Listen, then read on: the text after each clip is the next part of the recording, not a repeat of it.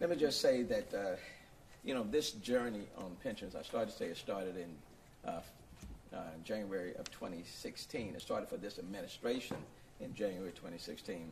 It started for the city of Houston going back to 2001.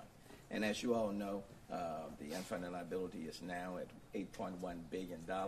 It grows by $1 million a day until the matter is resolved. For the first time in those 16 and a half years, it is now out of the House Pension Committee. That's a plus. It's now out of the Senate Pension Committee, State Affairs Committee, and that's a plus. It's on the intent calendar of the Senate, which means that at any given point, today, tomorrow, it could be on the floor of the Texas Senate. Calendars Committee in the House could take it up today, tomorrow, could be set on for debate on the House floor as early as next week. And I anticipate, being very optimistic, I anticipate some action being taken probably sometime next week, and which is major. But I want to emphasize, and I think we cannot emphasize enough, the importance of this issue. And that's why today the Mayor Pro Tem is standing, Mayor Cohen, the Vice Mayor Pro Tem Jerry Davis, the Chair of Public Safety Homeland Security, Brenda Stardick, is standing, the Vice Chair of that committee, Steve Lee, Councilmember Mandy Edwards, Councilmember Carlos Cisneros, Councilmember Jack Christie, are all here standing on this particular issue because we all know that a failure to get pension reforms will directly impact public safety. Glad to have with us. And Councilmember Greg Travis, and I see you. Councilmember Greg Travis is here as well. And I mentioned Christie. And then we have, of course, Chief Acevedo for the HPD and Chief Pena with the Fire Department, and then Ray Hunt, and along with many of the people affiliated with him, representing the police officers themselves, the rank and file, and so many others. And then Anthony Chase, representing the Greater Houston Partnership, is standing here. That's why all of us are standing here to emphasize the importance of what this Houston pension solution will have as it relates to public safety, which is our number one priority. That's number one, okay? A failure to get this pension bill passed before the legislative session is over will directly impact public safety in the city of Houston. And I want you to consider certain things. When you take a look at the police department in this budget, 94% of the police department's budget is in personnel. 94%. 91, 92% of the fire department's budget is in personnel. It's in personnel. And overall, when it comes to the city's general fund, when you minus out debt, pay as you go, those type of things, the percentage could be as much as 74%. Personnel. Which means, and what does that mean? We are expecting a budgetary shortfall this year. The budget that we're going to be dealing with in a few weeks will already be approximately $90 to $100 million short. A failure to get pension reform passed in this legislative session will add approximately $130 million on top of that expected budgetary shortfall, which could be about $240 million. That means that there is absolutely no way how we can balance the city's budget without laying off police officers, firefighters, without looking at consolidating police stations or police storefronts. Same thing with fire stations. No group of employees is going to go unscathed in this process.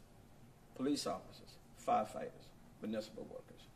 And our number one priority is public safety. And today we wanted to emphasize that because sometimes people, we talk about pensions in a general sense and people don't really understand how does that impact me? It means that when you're calling for a police officer, the response time will be slower. When you're calling for a firefighter, EMS, the response time is going to be slower. When it comes to this equipment that we've been talking about, and many of our police officers and firefighters are riding around in equipment that is outdated. It's been used, very difficult. That takes money to purchase it, okay? So a failure to get pension reform passed in this legislative session will have a direct adverse effect on public safety, not 2 years down the road, not 5 years down the road, but quite frankly, in just a few weeks.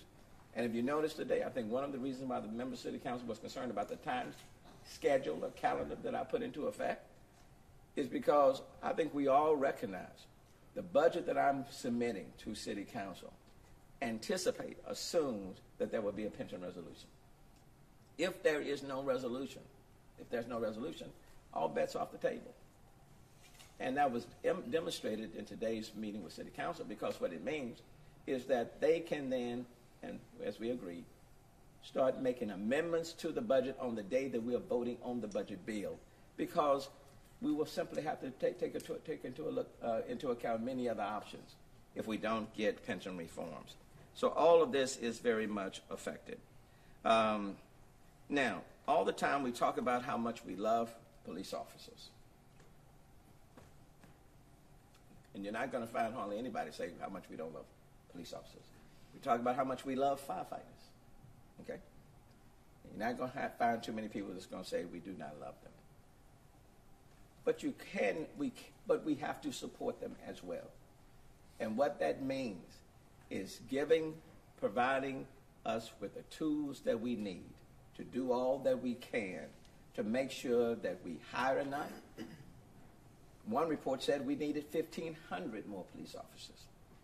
You know, I have consistently argued that at a minimum, we need about 600.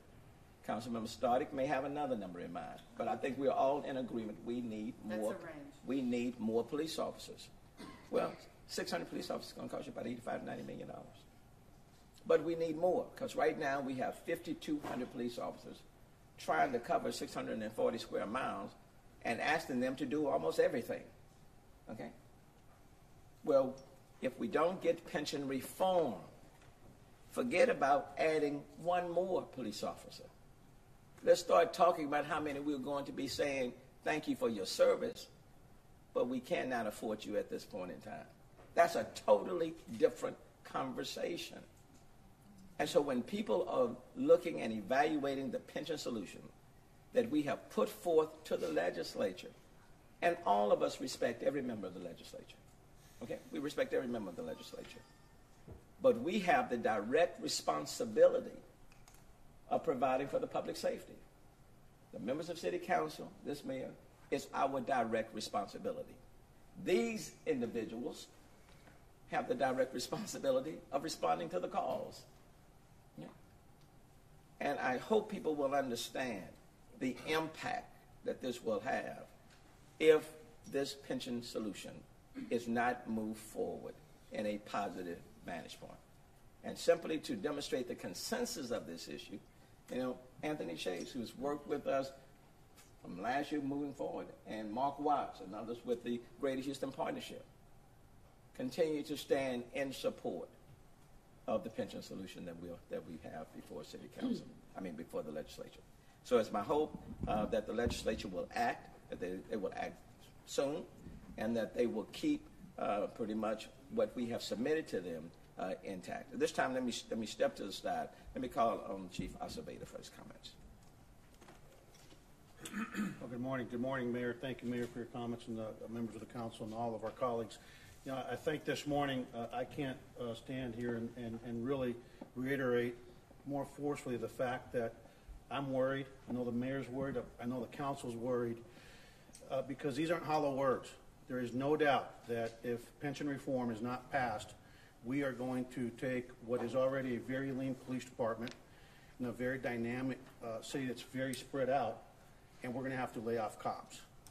When you think about the fourth largest city in the country, soon to be the third largest city in the country, you compare our existing resources to those of Chicago, where they have 11,000 to 13,000 cops. We're at under 5,200 cops right now. I want to just tell you, if we don't get pension reform, I want to apologize now, because we cannot squeeze any more out of these 5,200 officers. We've moved resources, Mayor, as you've asked me to. We've looked at data. We're changing days off. We're doing everything we can.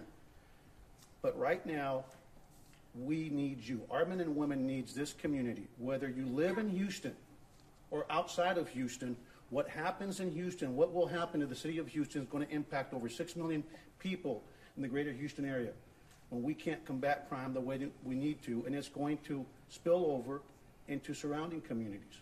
Quite frankly, what we do or can't do here will spill over into Austin. It will spill over all over the state because the criminal enterprise and the criminal element is always moving around, and when we can't fight crime the way we need to, it's going to have an impact on all Texans.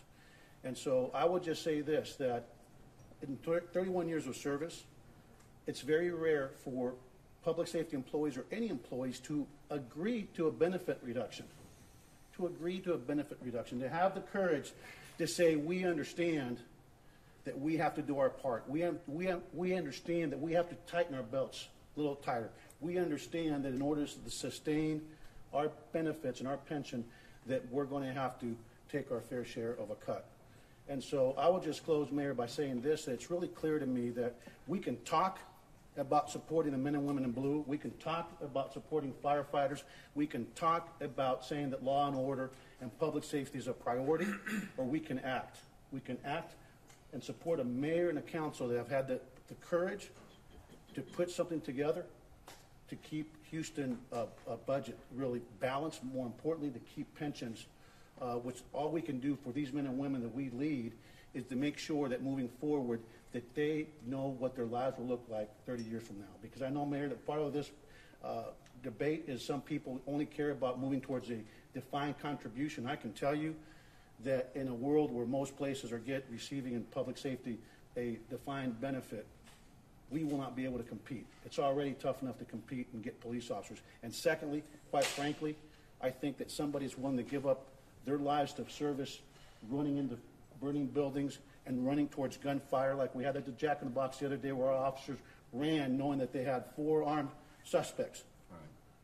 We owe them a promise, and a promise has been made, and I'm thankful to you, Mayor, for helping keep this promise, and I hope the legislature will support you. So no matter where you live, weigh in, because what happens in Houston, we don't live on an island, will impact every community surrounding Houston and ultimately communities throughout the state of Texas. Please weigh in and support the men and women in law enforcement and our firefighters. Thank you. Thank you, Chief.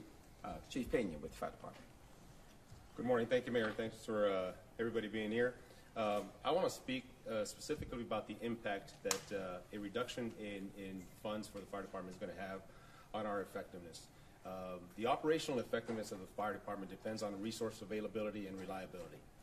We are already strained to the max as far as being able to provide the service that this community has come to expect.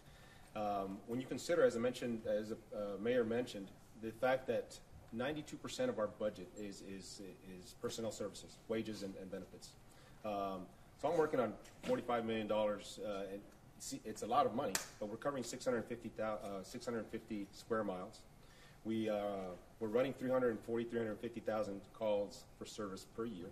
It's already a strained system, and anything that will affect our ability to adequately fund the fire department is going to have a detrimental effect on our ability to provide service. I'm working on 8% of operational budget. That's to supply supplies, equipment, facilities, fuel, everything. So any further cuts in fire department budget is going to come from personnel. And our job requires us, we do work with and through people. And when we're impacted budgetarily, that means positions. That means people. That means response times are going to suffer. They are. I'm not trying to make it seem more than it is, but response times are going to suffer. It's irresponsible of me to deploy units without the proper equipment, without the proper training, in the proper amounts to handle any incidents, and expect them to do the same level of service with less resources. So, again, I wanted to reiterate what's the theme that's come up here. Anything that's going to affect the City of Houston's ability to fund every department, and more particularly, public safety, will have an impact on service. So, with that, I ask you, to please consider the fact that the service that the fire department provides here in the City of Houston doesn't only impact the citizens of Houston, it impacts the surrounding communities as well. Being the big fish, so to speak, in the pond, we do have a responsibility for mutual aid to other areas, and that's going to take an effect as well. So, again, I want to close by saying that that we need to solve the problem that we have right now that really is affecting our ability to properly fund public safety. Thank you. Thank you. Ray Hunt. Thank you, Mayor. Ray Hunt with the Houston Police Officers Union. I'm joined here today by our Vice President, Joe Gamaldi, and also Eric Carr, the President of the Afro-American Police Officers League. We are extremely concerned of what can happen if this pension reform doesn't pass. I go into Austin. I've been there every week since the session started, and I go into the legislator's office and ask, when was the last time you heard a labor leader come into you and say, I want you to vote to give me a 10.5% pay cut on future benefits? That's exactly what we're doing. And we're doing that because if we don't reform this, we're going to have the massive layoffs. We're possibly going to have an implosion of our pension system. For the last year, our mayor and our pension board has sat down and negotiated $1.3 billion in pension concessions for future benefits. Nobody who's getting a pension is going to lose one dime of what they're making today. But future benefits will not increase as much as they have been in the past. We took this to Austin. We filed it with Representative Flynn and Senator Joan Huffman, and they've carried this valiantly in both the House and the Senate. I'm going to say this right now. I am a Republican, and my fellow Republican and my Senator, Paul Bettencourt, is gumming up this process. This man has gotten every single thing that he wanted in this pension reform except defined contributions. Most of you watching don't know the difference between a defined contribution and a defined benefit because I didn't until I got involved in this. But since he's not getting that one part, he's willing to gum up this entire process. So I'm asking you to ask the business community, to ask folks to get in touch with his office and let him know we want this pension reform. We don't want you to gum it up with your amendments that you know are going to get killed in a conference committee and end up killing the bill. If this bill does not pass, I'm completely convinced that there's going to be massive layoffs. We cannot handle massive layoffs. And when this city is jeopardized, when our officers' safety are jeopardized, and if the citizens are jeopardized, I'm going to lay it right at the feet of Paul Bettencourt if he continues to gum up this process. Thank you. Well, Ray has never been, what's my word that I'm looking for? Always been very direct and very candid. Anthony Chase, I'm with the Great Houston Partnership. Thank you, Mayor. The Greater Houston Partnership strongly supports pension reform. I think we all know that this can has been kicked down the road for altogether too long. Today, our firefighters, our policemen, our municipal workers have agreed to over $5 billion in concessions. The business, over $5 billion in concessions. $2.5 billion in concessions that to pay off unfunded liabilities in 30 years. No tax cut, no tax increase for city residents. The business community supports this deal, and we urge our legislators to move. Thank you. Thanks, John. Now, any questions you all may have on this issue, and then we'll come back to anything else. Mayor, do you think Let me Senator build it. Bettencourt is holding your bill up in committee? Well, he's certainly advocating for the defined contribution. Well, for the first request was to vote on the pension obligation bonds, and from all indications, there may very well be a vote on the pension obligation bonds, and we'll find ways to see if we can address it even with that provision on it. But now the request is for having a vote on 401ks. Well, that does gum up the process. I do know, I think on Monday, his bill, he has a separate bill on defined contribution, and I think that was heard in committee, and it did not pass out of committee, or he did not have enough votes to even bring that up. So, I think what we have consistently said is that on the state level, the state's retirement systems are defined benefit. Now, if, for example, if the legislature, in its infinite wisdom, wants to shift every pension system to a defined contribution, then I think you start with the state and you move on down. So if they want to change all of the systems, ERS, Employee Retirement System, the Teacher Retirement System, which are the two largest pension systems in the state of Texas, with a combined unfunded liability of close to $60 billion, defined benefit. Now, if they want to shift those two and everybody else to a defined contribution, then that's another discussion. And if they do that, then you can do that here as well. But what I want to be clear, what unites all of the groups, including fire, that's opposed to this pension solution. Firefighters are adamantly opposed to shifting their firefighters to a defined contribution. That is the one issue that unites all of the employment groups against any reforms, and that will keep this measure from passing. So I think you just have to decide, and I'm going to allow him to speak for himself.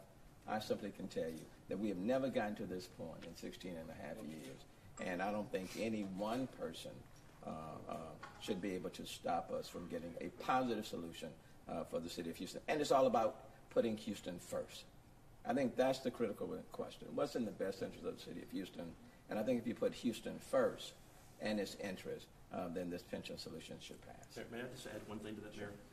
It's very important on this defined contribution to understand there is a bill pending in the Texas legislature to do an interim study to see if these will even save money. There are actuaries who say it will cost more money than it's going to save. Paul Betancourt is willing to go out here and say we need to do this without having any figures whatsoever. The mayor talked about the State Affairs Committee that he testified in. He had 0 figures. He has no facts whatsoever to show this is going to save money, but he's only saying this because this is his plan. This is the mayor's plan, and it's not his plan, so he wants to gum it up. And I think just for everybody, understand defined benefit, defined contribution. What he's advocating on a defined contribution, it doesn't reduce that $8.1 billion unfunded liability that we currently owe by one dime. Shifting new hires to a defined contribution still leaves the city straddled with $8.1 billion. Okay? It still leaves us that. The plan that we have put forth, the Houston Solution Plan, reduces that $8.1 billion unfunded liability by $2.5 billion without raising anybody's taxes and without the city putting in any cash. That's a huge difference. So I think when you look on balance, the plan that we put forward is by far the best plan for the city of Houston right here. Mayor, regarding this question, before we knew the press conference was happening, you did touch on a little bit of this. Sure. HPOU says they're short 1,500 officers. A city study says 800. Given all the uncertainty with this pension bill, are there plans right now to hire more police officers? If so, when and how? Or is it one of those things where you're just kind of taking a wait-and-see approach? What will be in the proposed budget that I will be presenting to the members of City Council in a few weeks will call for 4 cadet classes in the 2018 budget. Let's assume that there is no pension reform. There is no plan. All of those cadet classes will stop. We will not be able to. We won't be able to pay for them. In addition, not being able to pay for them, we will probably have to lay off some police officers as well, because the monies will not be there. The budgetary shortfall in the absence of pension reform will be about $240 million. So yes, we need. One study said we need as many as 1,500. From I guess a more conservative point of view, I'm advocating at a minimum of 600 additional police officers. But to add 600 police officers will cost about $85 to $90 million. You're not going to get there if there is no pension reform at all. So let's not even talk about any of that. The question is holding on to what you have right now. And what we have right now is not enough to cover the city. In the absence of pension reform, cadet classes, no. And the strong probability that police officers will be laid off. How many, sir? You're 5 weeks away from a budget negotiation. There must be some projection of how many raised members are gone and how many chief maintenance people will have to stay home. Ted, we anticipate that in the absence of pension reform, we could be looking at laying off, and I'm just saying employees across the board, between 1,700 and 2,200 city employees. That's almost 10% of our workforce. And how many of those would come from the police? and I'm still assessing that because the number one priority that we have is public safety, and so you'll try to minimize that as much as possible, but we'll just have to wait and see just how deep we would have to go. Give me a little, I mean, we're talking about hundreds of police officers and an equal number of firefighters. Yeah, you're at least willing to say that hundreds of police officers and firefighters would be laid off? That's a fair statement. I certainly know that in terms of the cadet classes, you're talking about 4 of them on average is about 600 and let's say about 240 potential police officers that we will be adding. That number will not occur. We're probably talking about laying off a few hundred more of the police officers. Certainly talking about laying off, several hundred firefighters, and you're talking about laying off a lot of municipal workers. Will that take fire apparatus off the streets? Will you have to go into resource management and work with less apparatus responding to fire calls? Look, we're having a difficult time even right now, trying to keep our machinery running, fully functional, providing them with the equipment that they need. I think we are all in agreement that many of our firefighters and police officers are riding around on equipment that's outdated, and we're trying to keep things going. So even currently, we're having our own difficulties. You all know that. You all know that. So the fleet is in need of additional resources for both police, fire, solid waste already. I mean, those are the realities. I mean, we're operating under a revenue cap since 2004. We got the pension costs that are rising, every single year. So we are already under the gun. And you could probably go and look at any department and write and do a story on equipment that's poorly operational. And you can come and talk to them, and I'd have to admit it, I have to acknowledge you're absolutely correct. Can you imagine what it would be if the budgetary deficit is close to $240 million and we're having to make cuts all over the place? Or if the responding apparatuses are having to run with a lean crew, a minimum crew, bare minimum to...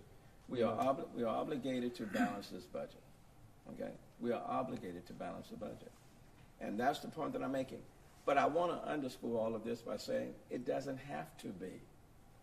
Okay? It doesn't have to be. Okay?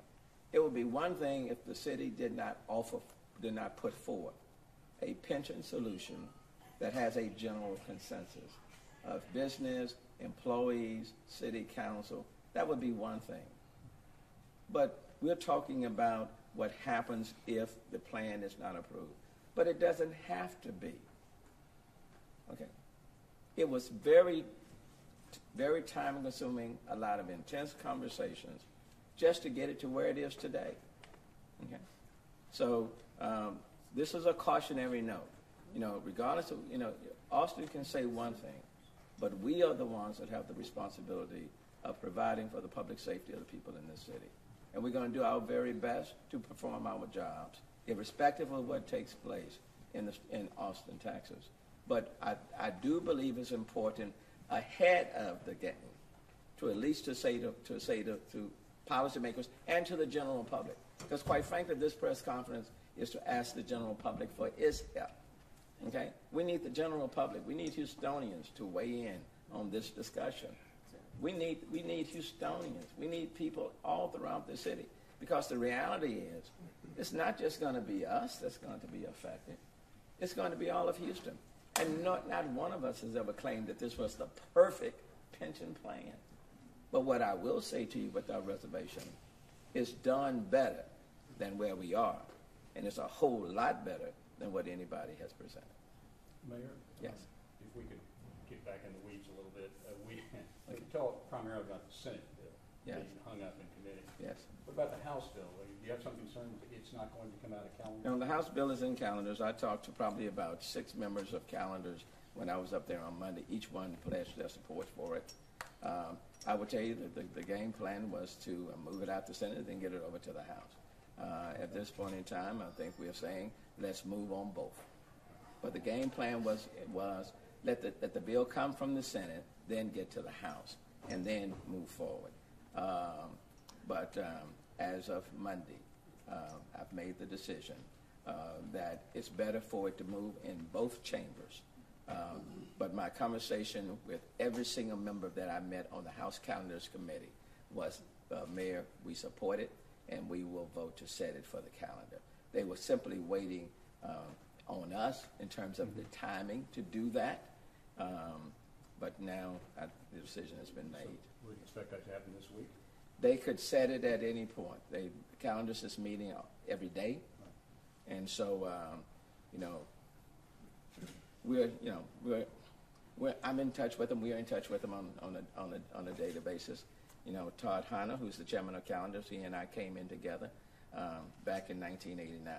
As I said to him, you're holding down our class, since he and I were the last two left, and now he's left, and so I'm falling, on my friend,